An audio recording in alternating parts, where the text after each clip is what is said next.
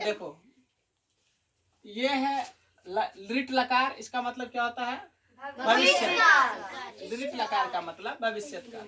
तो हमने आपको बताया लट लकार जिसको कहते हैं वर्तमान काल, जिसमें वाक्य रहता था वह जाता है, जिस वाक्य के अंत में है रहता है उसको क्या बोलते हैं? वर्तमान काल। और जिस वाक्य के अंत में था रहता है, था थी, वो क्या होता है? भूतकाल। तो हमने उन दोनों को बता दिया। अब ये तीसरा है भविष्य काल। अरे काल तो 3 प्रकार के होते हैं ना, वर्तमान काल, भूतकाल और भविष्य काल। तो हमने 2 को बता दिया। अब ये तीसरा है। ये तीसरा कौन है? भविष्य काल, है ना। तो जिस प्रकार से उसमें ये जो प्रत्यय है ना, पीछे में क्रिया के पीछे में लगता है ये प्रत्यय, स्यति, स्यतः, स्यन्ति, स्यसि, स्यथः, स्यत्, है ना, श्यामी, श्यावः, श्यामः। ठीक, ये हर लकार में कितने प्रत्यय होते हैं? 9 होता है ना, जिसकी सहायता से हम छोटे छोटे वाक्यों का क्या करते हैं? संस्कृत में अनुवाद करते हैं। समझ में आ रहा है बात? तो जिस प्रकार से हम बनाते थे वह जाता है, सह गच्छति, उसमें ती लगाते थे, है ना। उसी प्रकार से भूतकाल में बनाते थे। अब हम किस में बनाएंगे? भविष्य काल में। जैसे इसका वाक्य क्या रहेगा? हम एक वाक्य लेते हैं, क्या ले लेते हैं? वह जाएगा। क्या लेते हैं? वह जाएगा। अब सबसे पहले इसको जाने कौन सा काल में है, तो इसको जानने के लिए क्या देखना है? प्रथम पुरुष क्या लगेगा?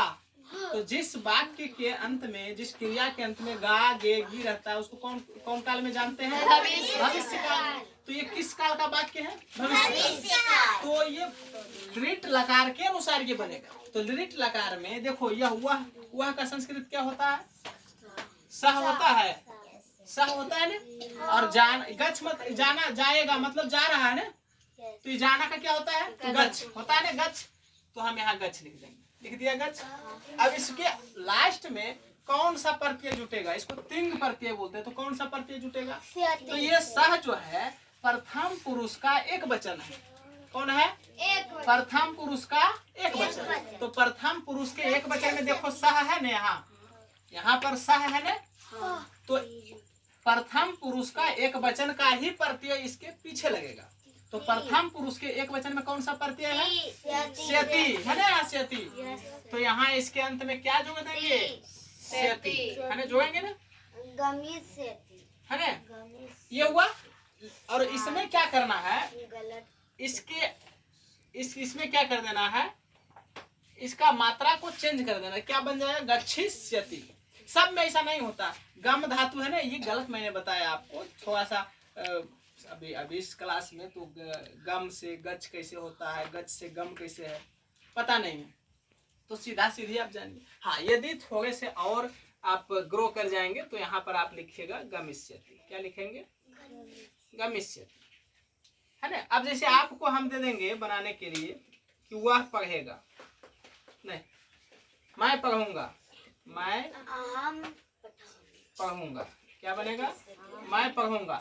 अब ये भविष्य काल में है, तो मैं का संस्कृत क्या होता है? यहाँ क्या लिखा है? अहम होता है ने, अहम। पढ़ना का पठ होता है, पठ। अब इसमें कौन सा प्रत्यय जुड़ेगा? श्यामी जुड़ेगा। क्यों? क्योंकि मैं यहाँ से आया है। तो यहाँ पर क्या करेंगे? श्यामी जोड़ देंगे। पहले तो श्यामी हम जोड़ेंगे, है ना, और उसके बाद इसमें मात्रा हर्षिकार का इसमें जोड़ देंगे, पठिष्यामि। समझ में आया? तो इस प्रकार से हम अन्य वाक्यों का भी अनुवाद संस्कृत में करेंगे।